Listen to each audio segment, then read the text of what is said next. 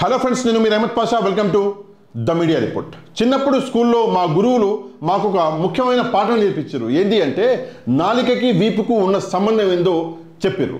ఎప్పుడైతే నాలిక తప్పుగా మాట్లాడుతుందో అప్పుడు వీపు బలుగుతుంది అని చెప్పేసి వాళ్ళు చెప్పారు. కాకపోతే చిన్నప్పుడు ఆ వయసులో మాకు అర్థం కాలేదు, కానీ పెద్దయ్యే కొద్దీ ఎప్పుడెప్పుడు నాలిక తప్పుగా మాట్లాడిందో అప్పుడు మా వీపులు బలిగినాయి. ఎవరికి ఏమో కానీ నాకైతే వీపులు చాలాసార్లు బలిగినాయి.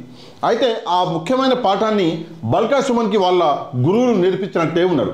ఎందుకు అంటే ప్రతిసారి ఏదో ఒకటి తప్పుగా వాగడము, ఈపు వలగొట్టుకోవడం ఇదే అవుతుంది. ఇక్కడ చూడండి, అన్న ఏదో అంటున్నాడు, వినండి ఒకసారి. నిన్న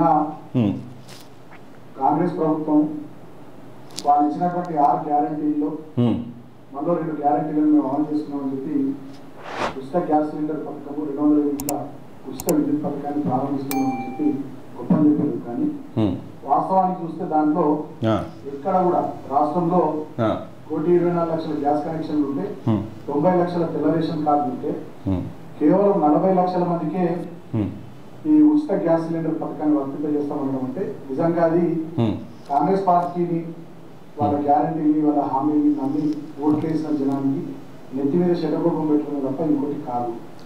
అంటే ఫస్ట్ ఆఫ్ ఆల్ శటగోపం అంటే అందులో తప్పేంటి? ఇప్పుడు గుళ్ళకి పోతాం, శటగోపం పెడతారు. అంటే శటగోపం పెట్టడం ఏమైనా తిట్టా? ఫస్ట్ అది బల్కా సుమన్ గారు చెప్పాలి. నెక్స్ట్ ఏంటంటే రాష్ట్రంలో 1,20,00,000 గ్యాస్ కనెక్షన్ ఉంటే అందులో 90 లక్షల మందికి తెల్ల రేషన్ కార్డులు ఉన్నాయి, అందులో 40 లక్షల మందికే ఇస్తున్నారు అని చెప్పేసి బల్కా సుమన్ బాధపడుతున్నాడు. నేను ఆయనకి ఒకటే విషయం చెప్పాలనుకుంటున్నాను. ఏంటంటే అన్న, ఇందులో నీ తప్పేం లేదులే, కానీ అది స్క్రిప్ట్ వచ్చింది, నువ్వు చదువుతున్నావు, నాకు అర్థమైంది. మ్యాటర్ ఏంటంటే ఇప్పుడు నువ్వు అప్లై చేసుకుంటేనే కదా నీకు వచ్చేది. అప్లై టోటల్గా చేసుకున్న వాళ్ళే ఎంతమంది? 40 లక్షల మంది. 40 లక్షల మందిలో కొంతమంది అటు ఇటుగా ఏదో రాత తప్పులు ఇంకేదో ఉంటే వాళ్ళు సెలెక్ట్ అవ్వలేదు, మిగతా వాళ్ళు సెలెక్ట్ అయ్యారు, వాళ్ళకి వస్తున్నది సిలిండర్.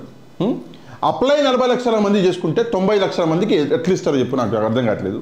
ఫస్ట్ ఈ విషయాలు తెలుసుకోండి. ఎంతమంది అప్లై చేసుకున్నారు? 40 లక్షల మంది అప్లై చేసుకున్నారు. మిగతా 90 ఉన్న రేషన్ కార్డులు 90 లక్షలే, నేను కూడా ఒప్పుకుంటా. కానీ అప్లై చేసుకున్న వాళ్ళు 40 లక్షలే. మిగతా 50 లక్షల మంది అప్లై చేసుకోలేదు.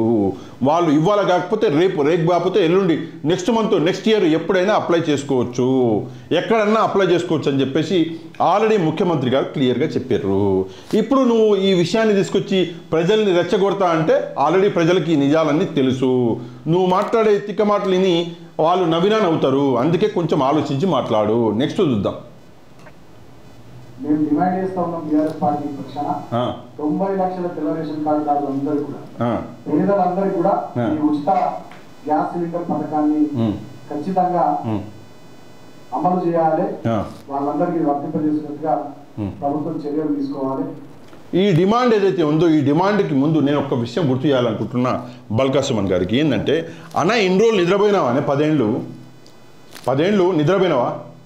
అప్పుడు మరి సారీ ఈ స్కీమ్ ఏదో బాగుంది, ఫ్రీగా మన గ్యాస్ సిలిండర్ 500కే 400కే ఇద్దాం అని చెప్పేసి నువ్వే ఒక ప్రపోజల్ పెట్టలేకపోయినావా కేసీఆర్ దగ్గర?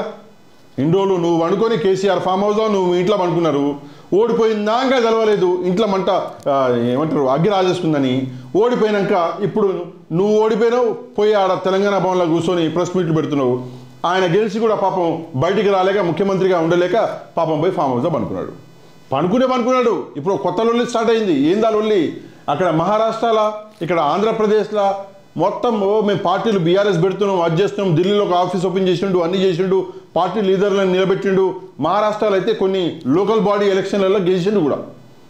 ఇప్పుడు వాళ్ళందరూ ఫోన్లు చేస్తున్నారు, ఏమయ్యా ఎలక్షన్లు రాబోతున్నాయి, ఏం చేయాలని చెప్పేస్తే ఆ ఫోన్లు కూడా ఎత్తాడంట కేసీఆర్. అది పరిస్థితి. ఫస్ట్ నువ్వు వాళ్ళకి న్యాయం చేయి. ఇంకో విషయం, బల్కా సుమన్ గారికి నేను పర్సనల్ కూడా ఆయన బాగా నాకు ఆయన తెలుసు కాబట్టి ఒక చిన్న నేను సజెషన్ ఇస్తాను. ఏంటంటే ఫస్ట్ నీ కాన్స్టిట్యున్సీలో తిరుగన్నాను, ఫస్ట్ నీ కాన్స్టిట్యున్సీకి పో. ఇప్పుడు ఇవాళ రేపు ఏంటంటే పదవి లేకపోతే పెండ్లం కదా, కానీ పదవి లేకపోతే ఎవడూ రెస్పెక్ట్ చేయడు. అట్లనే కూడా తప్పు, నేను ఇందాక నా నోరు జారింది, ఎవడూ రెస్పెక్ట్ చేయడన్నా. ఫస్ట్ నువ్వు కాన్స్టిట్యున్సీలకు పోయి అక్కడ వాళ్ళు ప్రజలు ఎవరైతే ఉన్నారో వాళ్ళ మంచి చెడ్ల గురించి మాట్లాడు. అన్నా ఏం తప్పైందే, నన్ను ఎందుకు ఓడించారు అని అడుగు. సరే అన్న, నేను కరెక్ట్ చేసుకుంటా అని చెప్పు. పదవిలో ఉంటే నీ మాటకి నీకు రెస్పెక్ట్ ఉంటుంది. పదవిలో లేకపోయినా నువ్వు ముఖ్యమంత్రిగా చెప్పు చూపించినోడివి, అయినా కూడా కాంగ్రెస్ పార్టీ కాబట్టి నువ్వు అక్కడ కూర్చొని ఉండవు. అదే ఆ కాంగ్రెస్ పార్టీ రేవంత్ రెడ్డి ప్లేస్తా కేసీఆర్ ఉండింటే నువ్వు ఈ పార్టీకి ఏ జైల్లో ఉందో సరే నెక్స్ట్ ఏదో బాధపడుతున్నాడు అన్న బాధ విన్నాం. లేకపోయినట్లయితే ఖచ్చితంగా ప్రజలు నిలబడే పరిస్థితి వస్తుంది పడతారు. తెలియజేస్తా ఉన్నాను. అదేవిధంగా రాష్ట్రంలో 1,34,48,000 గృహ విద్యుత్ కనెక్షన్ ఉంటే దాంట్లో 1,05,00,000 గృహ విద్యుత్ కనెక్షన్లు మాత్రమే 200 యూనిట్ల లోపు విద్యుత్ వాడుతున్నాం. సో మేమేమంటున్నాం, దీంట్లో కూడా కోతలు పెట్టకుండా 1,05,00,000 గృహాలు ఏవైతున్నాయో వాళ్ళందరికీ 200 యూనిట్ల విద్యుత్ను డెఫినెట్ గా వీళ్ళు గతంలో మేనిఫెస్టోలో చెప్పినట్టుగా ఆ స్కీమ్ వాళ్ళందరికీ వర్తింపజేయాలి. 1,40,00,000 కనెక్షన్ ఉంటే అందులో 200 యూనిట్ల లోపు 1,05,00,000 కనెక్షన్ ఉన్నాయి, వాళ్ళందరికీ వర్తింపజేయాలి అంటున్నాడు.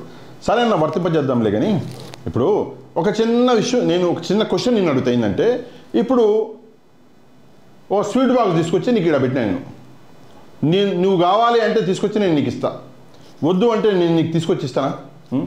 నీకు అవసరం ఉంది అని చెప్పేసి నువ్వు నాకు చెప్తేనే కదా నీ అవసరం నాకు తెలిసేది.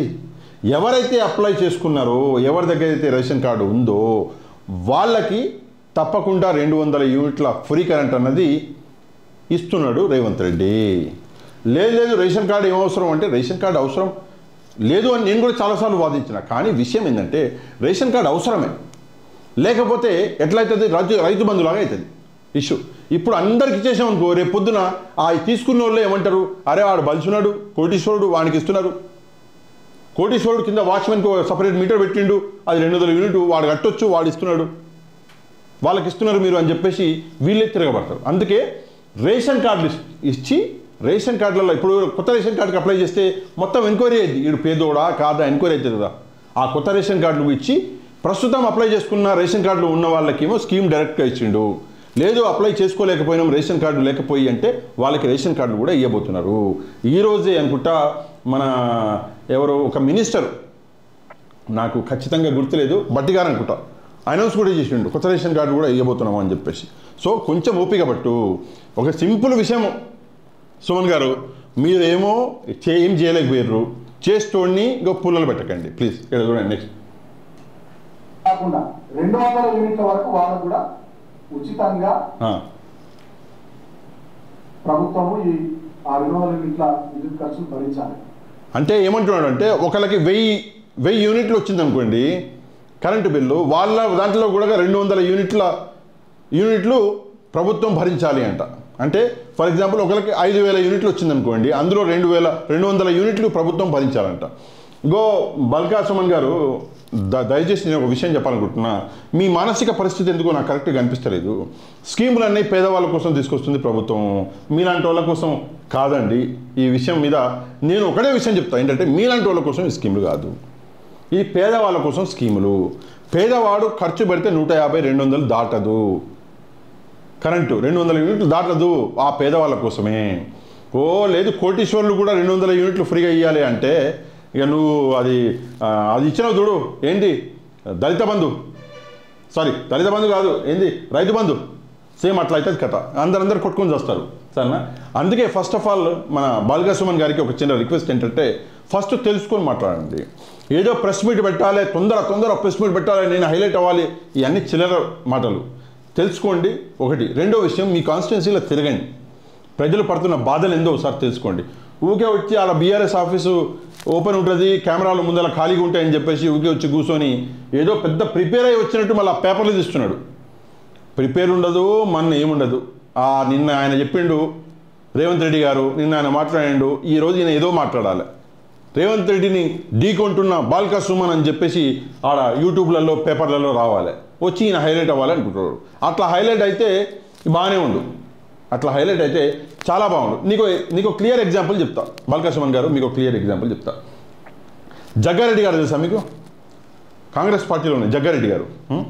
ఆయన ఎట్లా చేసిండు, డైరెక్ట్గా ఎవరైతే పెద్ద పార్టీ పెద్ద తలకాయలు ఉన్నాయో, కేటీఆర్ ఏదో అన్నాడు ఈయన కౌంటర్ ఇచ్చిండు, కేసీఆర్ ఏదో అన్నాడు ఈయన కౌంటర్ ఇచ్చిండు.